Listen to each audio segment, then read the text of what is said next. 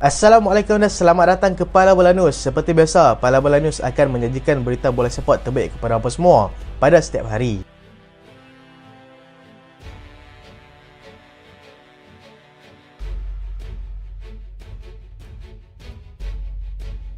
Kita lihat dulu keputusan perlawanan yang berlangsung di beberapa liga terbaik di Eropah.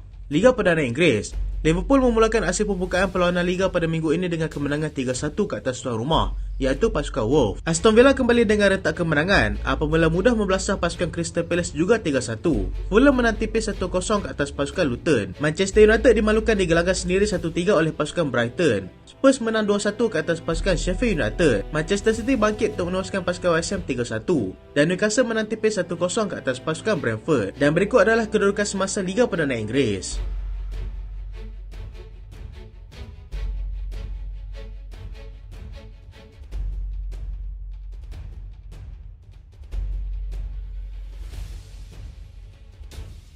Hasil La Liga Spanyol, Valencia mudah benam pasukan Atletico 3-0.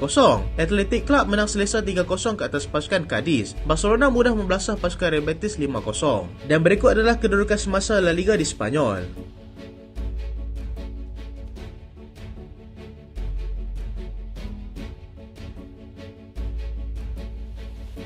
Serie A Itali, Juventus menang selesa 3-1 ke atas pasukan Lazio. Inter Milan menang besar 5-1 ke atas pasukan AC Milan. Napoli seri 2 sama dengan pasukan Genoa. Dan berikut adalah kedudukan semasa Serie A Itali.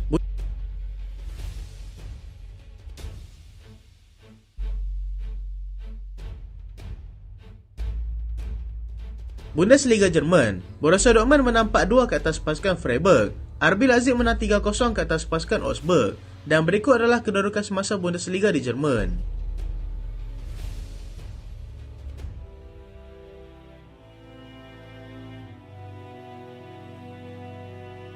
Kita mulakan dengan aksi bola sepak tempatan. Terengganu mudah benam pasukan Selangor. Saingan suku akhir Piala Malaysia diteruskan dengan aksi tumpuan di antara pasukan Terengganu dan juga pasukan Selangor berlangsung di Stadium Sultan Mizan Zainal Abidin yang berakhir dengan kemenangan kepada pasukan Terengganu 2-0. Perlawanan bermula dengan agak rancak dengan penguasaan bola lebih memihak kepada pasukan tuan rumah. Terengganu mempunyai beberapa peluang keemasan untuk berada di depan melalui Evan Mahmud seawal minit kelima. Namun rebatannya tersasar. Pasukan Selangor pula dilihat gagal untuk mendapatkan rentak dalam perlawanan ini selepas mereka kerap kali kehilangan bola akibat ditekan pemain Terengganu. Serangan demi serangan dilancarkan. Terengganu akhirnya berada di depan pada masa kecederaan selepas Evan Mahmud menyempurnakan sepakan penalti dihadiahkan akibat kekasaran dilakukan oleh Quentin Cheng ke atas Nurilo Tuktasinov. Separuh masa kedua bermula dengan Selangor melakukan dua pertukaran, iaitu memasukkan Nur Al-Rawabdeh dan juga Yohandre Orozco untuk memberikan kawalan bola lebih baik di bahagian tengah. Selangor berpeluang untuk menyamakan kedudukan pada minit ke-57, tetapi Richmond Boakye gagal menjodohkan peluang terhidat itu. Selangor beraksi lebih baik di separuh masa kedua dengan melancarkan serangan secara terus-menerus ke atas kubu pasukan Terengganu.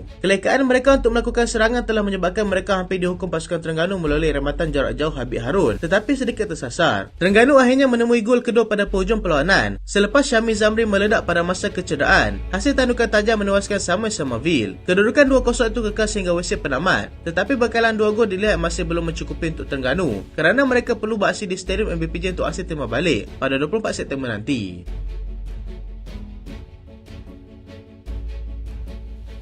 Liga Malaysia dijangka akan selari dengan kalender AFC pada musim 2024-2025. Liga Bola Sepak Malaysia bersedia untuk memperkenalkan format baru Liga Malaysia dengan liga dijangka akan bermula pada pertengahan tahun hadapan.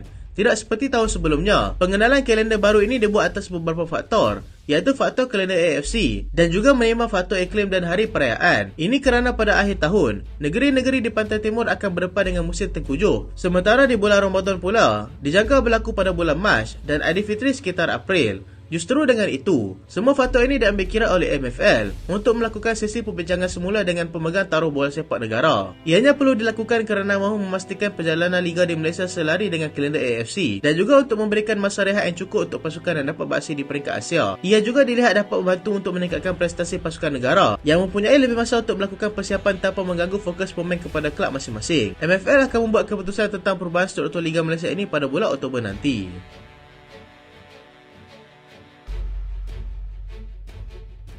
Liverpool bangkit tewaskan pasukan Wolves. Liverpool bangkit daripada ketinggalan 1-0 kepada pasukan Wolves sebelum berjaya melakarkan kemenangan 3-1 dalam aksi pembukaan Liga Perdana Inggeris. Dan saya kehilangan beberapa tonggak utama mereka, memilih untuk meletakkan pemain pertahanan muda iaitu Jarek Kuasa untuk bermain dalam kesebelasan utama berganding dengan Joel Matip di bahagian bek tengah. Percaturan awal juga kelab itu dilihat tidak menjadi selepas Wolves berjaya di depan seawal minit ke-7 melalui tapping cantik penyerang pasukan Wolves iaitu Huang Hui-chan hasil bantuan daripada Pedro Neto. Ini bukan sahaja akses keempat Neto dalam EPL musim ini, malah Liverpool juga mencatatkan rekod kali kelima dia bolosi dalam separuh masa pertama pada musim ini. Peluang terbaik Liverpool hadir melalui pemain tengah mereka iaitu Dominic Szoboszlai, tapi percubaannya dinafikan oleh Jose Sa. Liverpool tidak perlu menunggu lama pada aksi babak kedua apabila Cody Gakpo berjaya menyamakan kedudukan pada minit ke-55 hasil bantuan daripada Mohamed Salah. Dengan perlawanan seakan berakhir dengan keputusan seri 1-1, pertahanan kiri Liverpool, Andy Robertson berjaya menjadikan gol kedua untuk meletakkan Liverpool di depan pada minit ke-85.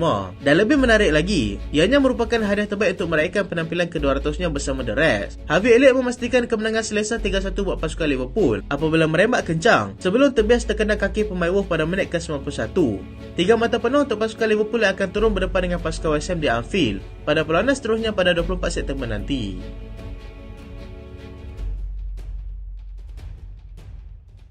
Brighton mengamuk di Old Trafford.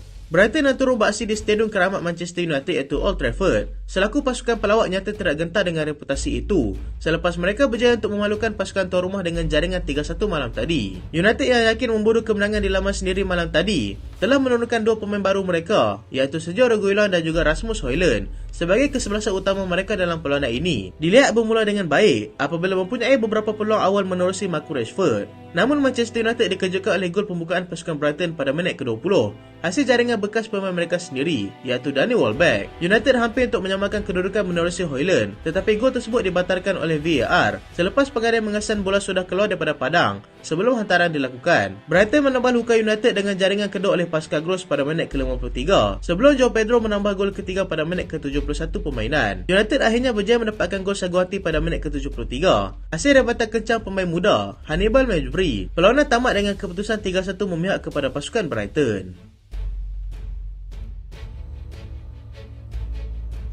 Manchester City pamit kebangkitan untuk tundukkan pasukan West Ham. Aksi Liga Perdana Inggeris diteruskan lagi dengan aksi pembukaan di antara pasukan Manchester City dan juga pasukan West Ham United yang berkesudahan dengan kemenangan 3-1 kepada pasukan di gelar The Citizen itu. Kedua pasukan turun dengan reputasi terbaik apabila mereka belum tewas dalam 4 perlawanan sebelum ini. Jens Ward-Prowse berjaya membuka jaringan buat The Hammers hasil tandukan padu untuk meneruskan Ederson pada minit ke-36.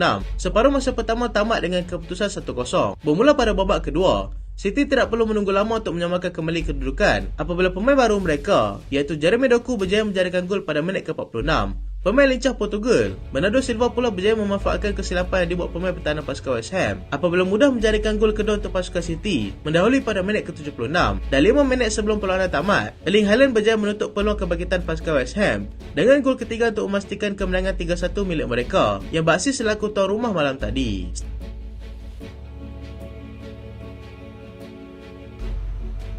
Stefano Pioli gagal tunai janji. Hasrat pengendali pasukan AC Milan untuk meneruskan musuh tradisi mereka iaitu Inter Milan tidak kesampaian apabila mereka dibelasah 5-1 dalam perlawanan yang berlangsung tengah malam tadi. Segalanya serba tidak menjadi buat anak buah Stefano Pioli apabila mereka mudah dibolosi seawal minit ke-5 oleh Henrik Mkhitaryan. Penyerang baru Inter, Marcus Thuram juga berjaya mencatatkan nama selaku penjaring gol dalam perlawanan ini dengan menjadikan gol pada minit ke-38. Rafael Leao berjaya merapatkan kedudukan pada minit ke-57, tetapi Mkhitaryan sekali lagi tampil dengan jaringan kedua peribadi untuk meletakkan Inter semakin selesa di depan dengan jaringan ketiga pada minit ke-69. Hakan Calhanoglu menyempurnakan sepakan penalti pada minit ke-79 dan David Fratesi memastikan kemenangan 5-1 mereka ke atas pasukan AC Milan dengan jaringan pada minit akhir perlawanan. Kekalahan ini menyebabkan AC Milan turun ke tangga ketiga Liga dengan Inter mendahului Serie A dengan 12 mata setakat ini.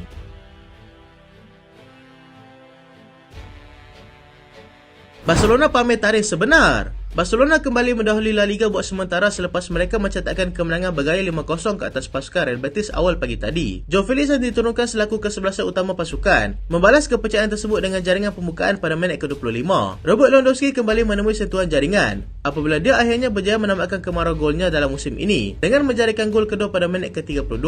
Ferran Torres meletakkan mereka semakin selesa menerusi jaringan ketiga pada minit ke-62 sebelum Rafinha menambah derita pasukan pelawat dengan jaringan keempat pada minit ke-66. Joao Cancelo berjaya memastikan 3 mata penuh milik Barca dengan jaringan kelima pada minit ke-81. Barcelona kini berada di atas dengan 13 mata dan beraksi lebih 1 perlawanan berbanding pasukan Real Madrid yang hanya 1 mata di bawah mereka dan akan turun menentang pasukan Real Sociedad awal pagi Isnin nanti.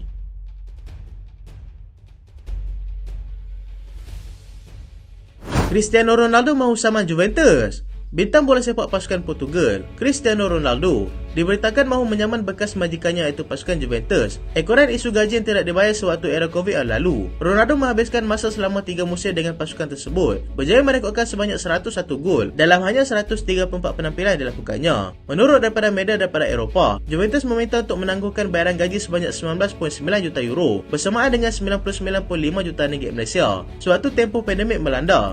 Namun sehingga kini, Ronaldo masih belum menerima apa-apa bayaran daripada bekas kelabnya itu. Juventus berjanji akan membayar baki gaji pemain tersebut selepas mereka berjaya menyelesaikan masalah kewangan yang dihadapi mereka pada ketika itu. Ronaldo bakal menggunakan saluran undang-undang untuk menuntut haknya dan segala dokumentasi sedang diselesaikan. Ronaldo akan menjadi individu kedua yang menyamar Juventus selepas Leonardo Bonucci melakukannya atas alasan kekurangan latihan dan persediaan sepanjang bersama dengan Juventus. Ronaldo pernah menjulang 2 gelaran Serie A dan 1 Piala Itali bersama pasukan Juventus sebelum dia mengambil keputusan untuk kembali ke Old Trafford pada tahun 2021.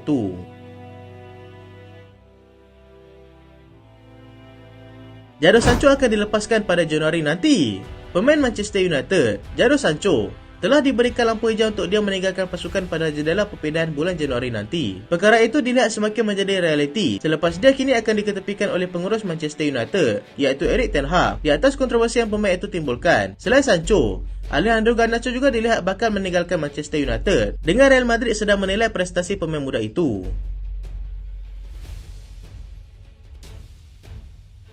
Manchester City akan cuba dapatkan Lamine Yamal. Manchester City akan cuba sedaya upaya untuk cuba mendapatkan pemain muda Barcelona iaitu Lamine Yamal pada musim panas lalu, tetapi gagal selepas pemain itu bersetuju untuk menyambung 3 tahun kontrak baru bersama dengan pasukannya itu.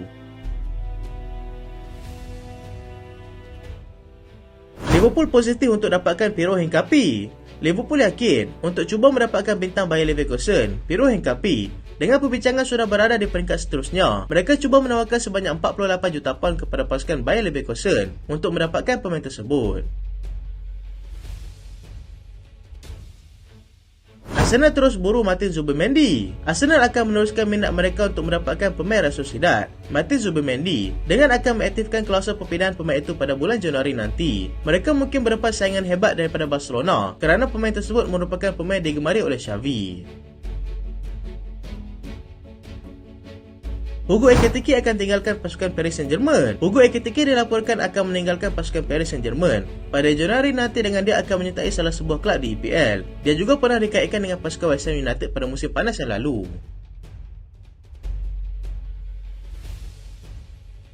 Paris Saint-Germain akan cuba dapatkan Ryan Cherki. Paris Saint-Germain kini berada di depan dalam perbincangan mereka untuk mendapatkan pemain tengah Lyon iaitu Ryan Cherki. Mereka berdepan dengan saingan daripada pasukan Real Madrid dan juga Chelsea yang pernah cuba untuk mendapatkannya pada musim panas lalu tetapi gagal. Itulah berita pada kali ini dan terima kasih sebab tonton sampai habis.